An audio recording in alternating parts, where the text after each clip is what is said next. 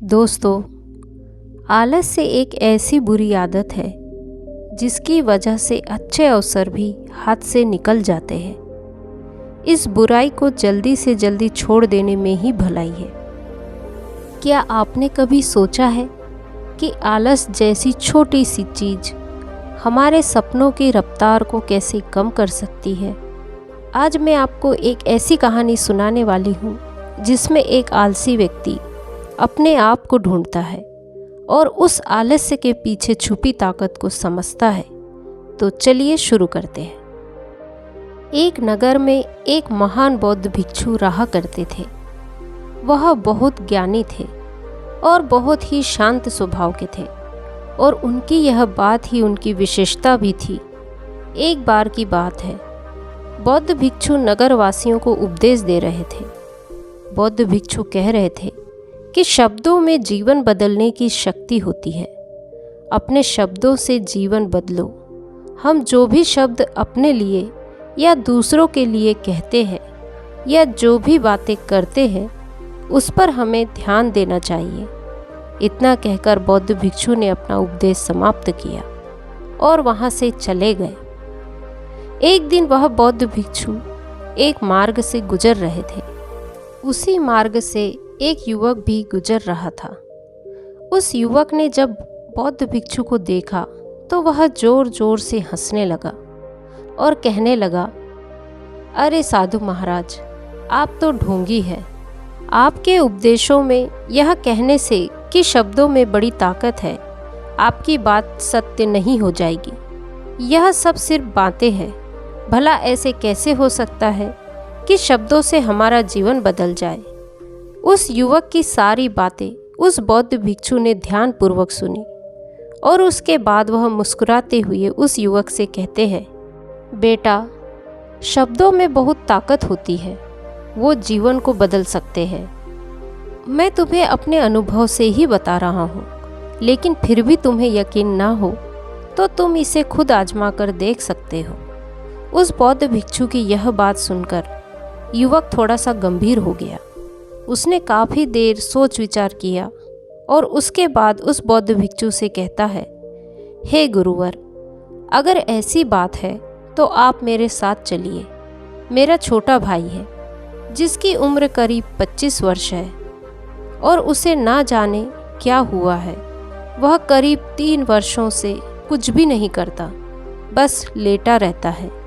दिन भर वह कुछ ना कुछ सोचता रहता है। उसकी यह हालत देखकर हम सब बहुत परेशान हैं। माता पिता भी बहुत चिंतित है। हमने कई तरीके अपनाए, कई योजनाएं अपनाई, लेकिन कुछ भी काम नहीं आया। हमने कई बार उससे बात करने की कोशिश की, लेकिन वह हमसे कुछ भी नहीं कहता। परिवार का हर एक सदस्य पूरी तरह से थक चुका है, हार चुका है। आखिर वह क्या करना चाहता है, किसी को कुछ नहीं पता। तो हमारे शब्दों से उसका जीवन क्यों नहीं बदला? और जैसा कि आप कह रहे हैं कि शब्द सचमुच जीवन बदल सकते हैं, तो क्या आप मेरी मदद करेंगे? इस पर बौद्ध भिक्षु मुस्कुराते हुए उस युवक के साथ चल पड़ते हैं। वह युवक उस बौद्ध भिक्षु को एक खेत में लेकर जाता है और अपने भाई की तरफ इशारा करके कहता है, हे गुरुवर, यही मेरा भाई है जो पूरे गांव में आलसी और मक्कारी के लिए मशहूर है। आप कहते हैं कि शब्दों में वह शक्ति है जो हमारा जीवन बदल सकती है। तो क्या आपके शब्द इसका जीवन बदल सकते हैं? अगर यह सत्य है तो आप इसका जीवन बदल कर दिखाएं। उस बौद्ध भिक्षु ने उस युवक के भाई को ध्यानपूर्वक देखा। वह एक पेड़ की छांव में आराम से सो रहा था। जब बौद्ध भिक्षु उस युवक के भाई के पास पहुँचे और आराम से उसके सर पर हाथ फिरा कहते हैं, उठो बेटा, बहुत देर हो चुकी है। यह सोने का समय नहीं, यह तो जागने का समय है। उस बौद्ध भिक्षु की आवाज़ सुनकर वह लड़का थोड़ा सा अचरज में पड़ गया। आखिर कौन है जो मुझे इतने प्यार से जगा रहा है? वरना सभी गांव वाले तो मुझे आलसी और मक्कार ही कहते हैं। आखिर कौन है जो मुझे इतना अपनापन दिखा रहा है। उसने आंखें खोली और आंखें मलते हुए उसने पूछा, हे गुरुवर, आप कौन हैं और यहाँ क्यों आए हैं? इस पर बौद्ध भिक्षु उस युवक से कहते हैं, बेटा, यह प्रश्न तो मैं तुमसे करना चाहता हूँ। तुम कौन हो, यही तो तुम्हें जानने की आवश्यकता है। उस बौद्ध भिक्षु की बात सुनकर वह लड़का जोर से हंस पड़ा और कहता है, हे गुरुवर, यदि आपको मेरे बारे में जानना है तो जाइए, गांव के किसी भी व्यक्ति से पूछ लीजिए कि मैं कौन हूँ। आपको पता चल जाएगा कि मैं कौन हूँ। आपसे हर कोई यही कहेगा कि वह तो आलसी है, मक्कार है, तरह तरह के ताने सुनाएंगे, तरह तरह की बातें कहेंगे। इससे आपको यह जरूर यकीन हो जाएगा और आपको यह पता भी चल जाएगा कि मैं कौन हूँ। तब बौद्ध भिक्षु मुस्कुराते हुए उस लड़के से कहते हैं, सबसे पहले मेरी यह बात सुन लो। मेहनती इंसान के खुद के शब्द उसे अंदर तक चोट पहुंचाते हैं, इसलिए कभी भी अपने आप को कोसो मत, अपने शब्दों को सुधारो। और मेरी यह दूसरी बात भी सुन लो। मैंने उन गांव वालों से नहीं पूछा कि तुम कौन हो, मैं तुमसे पूछ रहा हूँ कि तुम कौन हो।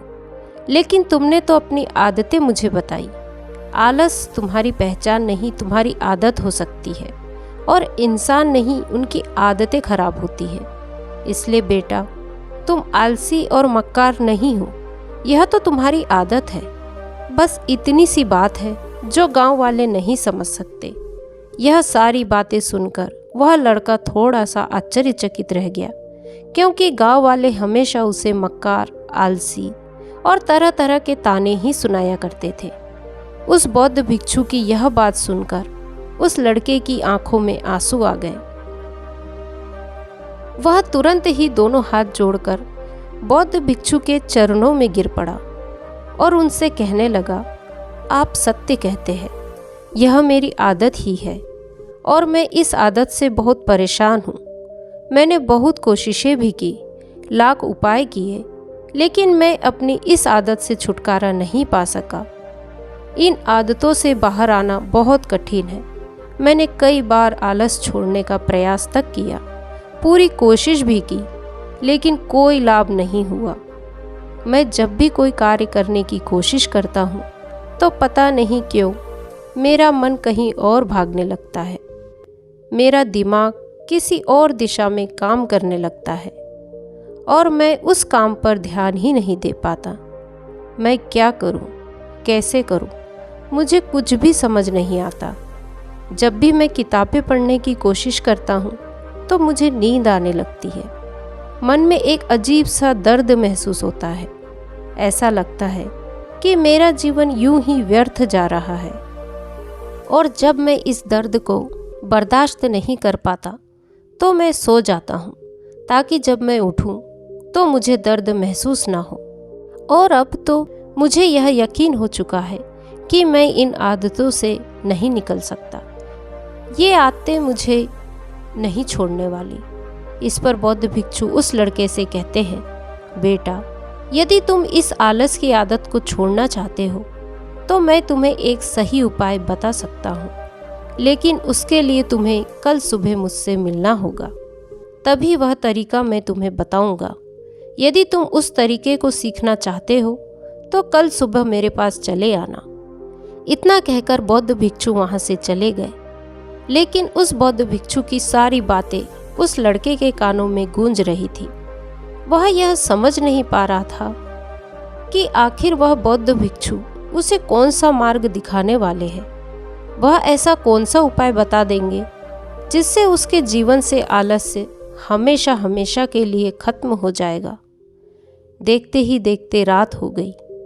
रात भर वह अपने बिस्तर पर करवट लेता रहा और बौद्ध भिक्षु की बातों के बारे में मन ही मन सोचता रहा। इसी प्रकार देखते ही देखते सुबह हो गई और वह लड़का बौद्ध भिक्षु के पास जा पहुंचा। उस लड़के ने बौद्ध भिक्षु को प्रणाम करते हुए कहा, गुरुवर, जैसा कि आपने कहा था, लीजिए मैं आ गया। अब मुझे वह मार्ग बता दीजिए जिससे मैं अपने जीवन से इस आलस्य को निकाल सकूं। तब बौद्ध भिक्षु उस लड़के से कहते हैं, बेटा, जब भी तुम्हारा मन दुविधा में हो, तुम निर्णय ना ले पा रहे हो और तुम्हारे मन में तरह तरह के प्रश्न उठ रहे हो कि मैं क्या करूं, कैसे करूं, यह सब कैसे होगा, तब तुम वास्तविकता में अपने अतीत से सोच रहे हो कि पिछली बार तुम्हारे ऐसा करने पर क्या हुआ था, अतीत में तुमसे लोगों ने क्या कहा था। तो आज से कभी भी अपने अतीत से नहीं बल्कि भविष्य से सोचो। इस पर लड़का कहता है, भविष्य से भला कैसे? तब बौद्ध भिक्षु उस लड़के से कहते हैं, मान लो कि तुम्हें आज किसी भी चीज़ की कमी नहीं है, तुम्हारे पास हर वो चीज़ है जो तुम चाहते हो, वह सारी सुख सुविधाएं हैं। तो अब बताओ, तुम अपना जीवन कैसे व्यतीत करना चाहोगे? बौद्ध भिक्षु की यह बात सुनकर वह लड़का कुछ देर के लिए सोच में पड़ गया, क्योंकि आज तक उसने सभी गांव वालों के केवल ताने ही सुने थे। किसी ने भी आज तक उसके जीवन के बारे में उससे ऐसी बात नहीं की थी, और वह गुरुवर उसे आने वाले भविष्य के बारे में उससे बातें कर रहे थे। उस बौद्ध भिक्षु की यह बात सुनकर वह लड़का खुद से प्रश्न करने लग गया कि अगर मेरे पास सब कुछ होगा, धन की कोई कमी नहीं होगी और सारी सुख सुविधाएं होगी, तो मैं अपना जीवन कैसे व्यतीत करूंगा? कुछ देर सोच विचार करने के बाद वह बौद्ध भिक्षु से कहता है, गुरुवर, मैं यह दुनिया घूमना चाहूँगा, पहाड़ों पर चढ़ना चाहूँगा, समुद्र की रेत पर चलना चाहूँगा और मैं एक बहुत बड़ा व्यापारी बनना चाहूँगा। तभी अचानक उस लड़के का ध्यान टूट गया और वह उस बौद्ध भिक्षु से कहता है, परंतु हे गुरुवर, यह सब कैसे संभव होगा? केवल मेरी मात्र सोच लेने से तो यह सब पूरा नहीं होने वाला। उसके लिए ऐसा कहते ही उसके अतीत में बीती हुई सारी घटनाएं उसकी आंखों के सामने से गुजरने लगी और वह एक बार फिर से निराश होने लगा। और अब वह सोचने लगा कि मेरे पास तो पैसे ही नहीं है, तो मैं भला व्यापार कैसे कर सकता हूँ? ना ही मेरे पास व्यापार का कोई अनुभव है। ऐसी स्थिति में मैं भला यहाँ से कैसे निकल सकता हूँ? उस लड़के के इस प्रश्न का जवाब देते हुए वह बौद्ध भिक्षु उस लड़के से कहते हैं, बेटा, हर रात में सोने से पहले तुम हर दिन अपना लक्ष्य एक कागज पर लिखो और सुबह उठकर सबसे पहले उस लक्ष्य को देखो और सोचो कि उस लक्ष्य को पाने के लिए तुम आज क्या कर सकते हो, और जो भी तुमने उस कागज पर लिखा होगा उस कार्य को उसी दिन पूरा करने की हर मुमकिन कोशिश करो। इस पर वह लड़का कहता है, ठीक है, आप सच कह रहे हैं, लेकिन जब मैं बहुत सोचने लगता हूँ तो मेरा मन बेचैन होने लगता है और मन में तरह तरह के विचार उठने लगते हैं, और इन विचारों को शांत करने के लिए मैं सो जाता हूँ ताकि वो विचार मुझे परेशान न कर पाए। उस लड़के की इस समस्या का समाधान करते हुए बौद्ध भिक्षु उस लड़के से कहते हैं, बेटा, अंतर्मन की चाल को पकड़ो और शब्दों की मदद से नया भविष्य बनाओ। तभी लड़का कहता है, हे गुरुवर, आप क्या कहना चाहते हैं? मैं आपकी बात समझ नहीं पा रहा। इस पर बौद्ध भिक्षु मुस्कुराते हुए कहते हैं, बेटा, कैसे होगा, यह जो सवाल है, यह सवाल नहीं बल्कि एक डर है जो तुम्हारे अंतःमन में बैठा हुआ है, जो तुम्हें अगला कदम लेने से रोक रहा है, तुम्हें कदम आगे बढ़ाने से रोक रहा है। यदि तुम वास्तविकता देखो तो किसी को भी नहीं पता होता कि वह कार्य कैसे होगा, लेकिन एक इंसान जब दृढ़ निश्चय कर लेता है तो वह अपने उद्देश्य को सामने रखकर लगातार प्रयास करता रहता है और वह अपनी सफलता प्राप्त कर ही लेता है। तभी वह लड़का बौद्ध भिक्षु से कहता है कि हे गुरुवर, अगर ऐसी बात है तो मन में बार बार चिंता क्यों होती है? मन बार बार बेचैन क्यों हो उठता है? इस पर बौद्ध भिक्षु कहते हैं, बेटा, क्योंकि तुम्हें डर है कि तुम कमज़ोर हो। तुम्हारे अंतर मन में बैठा है कि तुम में कुछ कमी है, तुम किसी काम के नहीं हो। और यही कारण है कि तुम कोशिश करने से डरते हो, क्योंकि तुम्हारा अंतर्मन हमेशा तुम्हें रोकता रहता है। जब भी तुम कोई काम शुरू करना चाहते हो तो तुम्हारा मन तुमसे पहले कह देता है, इससे आगे मत बढ़ना, अन्यथा तुम हार जाओगे। और इसी कारण तुम्हें चिंता होने लगती है, तुम्हारा मन बेचैन होने लगता है।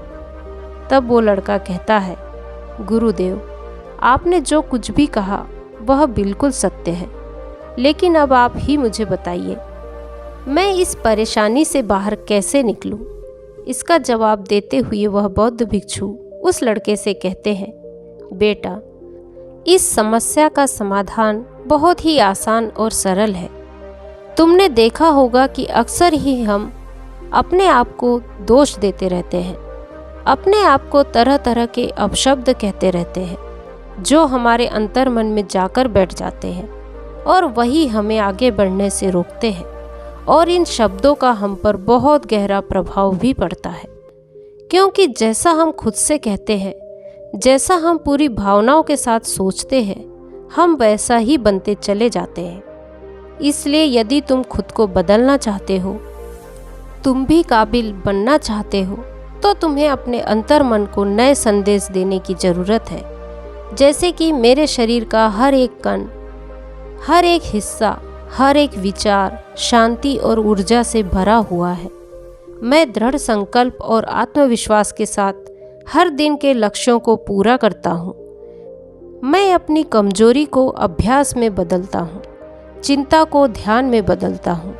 मैं उत्साह और ऊर्जा से भरा हुआ हूँ, लगातार अपने लक्ष्यों पर काम करता हूँ। ऐसे शब्द जब तुम खुद से कहोगे तो तुम शक्तिशाली महसूस करने लगोगे और तुम्हारी सारी चिंताएं खत्म होने लगेगी, क्योंकि यही शब्दों की ताकत है। वह तुम्हें वही बना देंगे जो तुम खुद से बनना चाहते हो। और तुम जितनी भावनाओं के साथ यह वाक्य बोलते हो, उसे महसूस करते हो, तो उन्हीं भावनाओं से यह शब्द तुम पर असर करना शुरू कर देंगे। धीरे धीरे ये शब्द तुम्हारे मन और व्यक्तित्व की सोच का हिस्सा बन जाएंगे। लेकिन मेरी एक बात याद रखना कि तुम्हारा अंतर्मन इतनी आसानी से हार नहीं मानने वाला। जब तुम आगे बढ़ोगे तो मौका मिलते ही वह तुम्हें पीछे खींचने की कोशिश करेगा। तुम्हारे अतीत के बीते हुए सारे कड़वे अनुभव तुम्हें याद दिलाएगा, ताकि तुम डर जाओ और एक बार फिर से अपने लक्ष्य का पीछा करना छोड़ दो। लेकिन तुम्हें इसकी चिंता नहीं करनी है। उन सकारात्मक शब्दों के कारण तुम्हारा मन सकारात्मक विचारों को स्वीकार करने लगेगा। आगे वह बौद्ध भिक्षु उस लड़के को चेतावनी देते हुए कहते हैं, मेरी एक बात और याद रखना कि तुम्हारा ध्यान आलस्य पर नहीं होना चाहिए। अर्थात तुम्हें कभी आलस्य नहीं मिटाना, बल्कि तुम्हें एक नए भविष्य का निर्माण करना है, एक नए व्यक्तित्व का निर्माण करना है। तुम्हारा पूरा ध्यान केवल इस पर ही होना चाहिए। बौद्ध भिक्षु की बात सुनकर लड़का कहता है, ठीक है गुरुवर, आप जैसा कहते हैं मैं वैसा ही करूँगा। तभी वह बौद्ध भिक्षु उस लड़के से कहते हैं, बेटा, अभी तो मैं इस गांव से जा रहा हूँ, लेकिन कुछ सालों के बाद मैं वापस आऊँगा। इतना कहकर बौद्ध भिक्षु वहाँ से चले जाते हैं और वह लड़का अपने घर लौट जाता है। लेकिन अब उस लड़के के मन में तरह तरह के विचार चल रहे होते हैं। वह लड़का यह सोच रहा था कि अगर मैं अपनी मनपसंद ज़िंदगी जीने लगूंगा, अगर मैं दुनिया घूमने लगूंगा, नए लोगों से मिलने लगूंगा और अपनी पसंद का काम करने लगूंगा, तो मेरी ज़िंदगी कैसी होगी। उस बात को ध्यान करके उसने एक कागज़ पर अपना लक्ष्य लिखा और लिखकर सो गया। अगली सुबह जब उसकी आंखें खुली तो उसने उस पेपर पर लिखा हुआ लक्ष्य एक बार दोहराया। उसके बाद वह कुछ देर के लिए शांत हो गया। तभी उसके मन में बौद्ध भिक्षु की बात याद आई कि तुम अपने लक्ष्य के लिए आज क्या कर सकते हो। उसने खुद से सवाल किया कि मैं आज अपने इस लक्ष्य को प्राप्त करने के लिए क्या कर सकता हूँ। तभी उसने एक बार फिर से उस पेपर की तरफ ध्यान दिया। उस पेपर पर लिखा था कि मैं बाजार जाता हूँ और लोग व्यापार करने की कौन सी चीज़ें, कौन से सामान लेकर आते हैं, मैं उन चीज़ों को देखता हूँ, उन चीज़ों को पता करता हूँ और उसके बारे में जानकारी लेता हूँ। वह तुरंत ही बाजार चला गया। वह अलग अलग दुकानों पर बैठा, उन्हें देखा, लेकिन उसे कुछ समझ नहीं आ रहा था, क्योंकि लोग अलग अलग व्यापार कर रहे थे, अलग अलग तरह की चीज़ें और सामान ले रहे थे और किसी ने उसकी कोई मदद नहीं की। वह बहुत उदास हो गया और निराश होकर वापस घर लौट आया। तभी उस लड़के को बौद्ध भिक्षु की एक और बात याद आई। शब्दों में बहुत ताकत है और शब्द हमारा जीवन बदल सकते हैं। उसे वह सकारात्मक विचार याद आया। वह उन्हें सुबह शाम दोहराने लगा और अब से वह हर दिन ऐसा ही करता। देखते ही देखते 1 महीना बीत चुका था, लेकिन अब तक उसके जीवन में कोई बदलाव नहीं आया था। अब वह लड़का यह सोचकर निराश होने लगा था कि उसके जीवन में तो कुछ भी परिवर्तन नहीं हो रहा है। लेकिन 1 महीने के बाद उसे महसूस हो रहा था कि वह पहले से अच्छा महसूस कर रहा है। उसका दिमाग अब अच्छी तरह से सोच पा रहा है। वह पहले से ज़्यादा चलने फिरने लगा है। धीरे धीरे उसे समझ में आने लगा कि जो लोग आगे बढ़ते हैं, महान काम करते हैं, उनकी सोच में कितना अंतर होता है। वे लोग हमेशा शक्तिशाली विचार सोचते हैं। दूसरों की छोटी सोच और डर से वह कभी प्रभावित नहीं होते। जब भी उनके सामने कोई मुश्किल आन पड़ती है तो वह घबराते नहीं, बल्कि उस समस्या का समाधान निकालते हैं। उस समस्या के समाधान पर ध्यान केंद्रित करते हैं और ना ही वह कभी किसी का इंतजार करते हैं। वह केवल खुद पर विश्वास करते हैं और तुरंत ही कदम आगे बढ़ाते हैं। जब उस लड़के को यह सारी बातें समझ में आने लगी तो उसने भी धीरे धीरे अपने कदम आगे बढ़ाने शुरू कर दिए। उसने बिल्कुल वैसा ही व्यवहार करना शुरू किया। अब से वह कभी खाली नहीं बैठता था। जब भी उसका मन करता, वह बाजार जाता और लोगों के बारे में जानता, समझता कि वह किस प्रकार का व्यापार कर रहे हैं, कौन सी चीज़ें खरीद रहे हैं और किन चीज़ों पर उन्हें लाभ हो रहा है। और जब भी उसका मन करता तो अपने पिता की मदद भी करता था। वह अपने पिता के साथ बाजार में जाता, वहाँ पर जाकर मोलभाव करता, हमेशा कुछ न कुछ सीखने में ही जुटा रहता। तभी एक दिन गांव में एक मसाले का व्यापारी आया। उसे कुछ पढ़े लिखे नौजवानों की ज़रूरत थी, जो माल की गिनती कर सके और हिसाब रखने का काम कर सके। वह लड़का अपने लक्ष्य को जानता था कि उसे क्या पाना है। उसे समझ में आ गया था कि इस काम से उसे बहुत कुछ सीखने को मिलेगा। बेहिचक वह सेठ के पास पहुंच गया। वो लड़का जानता था कि उसे इस काम के बहुत कम पैसे मिलेंगे, लेकिन फिर भी वह उस काम को करने के लिए तैयार हो गया। अब उस लड़के की सोच पूरी तरह से बदल चुकी थी। अब वह बाकी लोगों की तरह नहीं सोचता था, बहुत ईमानदारी और समझदारी से काम करता था। देखते ही देखते करीब 3 महीने बीत गए और अब व्यापारी यह समझ चुका था कि नौजवान बहुत ही समझदार है और वह उसे व्यापार में बहुत मदद करता है। इसलिए उस मसाले के व्यापारी ने उस लड़के को अपना सहायक बना लिया। उस व्यापारी ने देखा कि इस लड़के की दिनचर्या सबसे अलग है। यह हर दिन पढ़ता लिखता है, सुबह उठकर ध्यान करता है, नई चीज़ें सीखता है, परेशानी आई तो भी विचलित नहीं होता। यह सबसे सम्मान से बात करता है, सबका आदर करता है। देखते ही देखते 1 साल बीत चुका था और अब तो व्यापारी उस नौजवान से बहुत खुश था। उसने धीरे धीरे उस नौजवान को व्यापार के सारे गुण सिखा दिए और देखते ही देखते वह लड़का अब एक छोटा सा व्यापारी बन चुका था। और जब उस लड़के के अंदर व्यापार की समझ आ गई तो उसने जड़ी बूटियों का व्यापार शुरू कर दिया और देखते ही देखते कुछ ही वर्षों में उस नगर का सबसे बड़ा व्यापारी बन गया। लोग उसे सबसे बड़े व्यापारी के नाम से जानने लगे। उसका नाम दूर दूर तक फैलने लगा। करीब 5 वर्षों बाद जब वह वापस अपने घर लौटा तो लोग बहुत हैरान थे। उसे देखकर लोग बहुत अचंभित थे। उसके सारे जानने वालों ने उस लड़के से पूछा, तुम इतना कैसे बदल गए? तब उसने कहा, वो बौद्ध भिक्षु सच ही कह रहे थे कि शब्दों में इतनी ताकत होती है कि वह जीवन बदल सकते हैं। तो दोस्तों, आज की कहानी यदि आपको पसंद आई हो तो कहानी को लाइक, शेयर, कमेंट करें और मेरे चैनल को सब्सक्राइब करें। नमो बुद्धाय।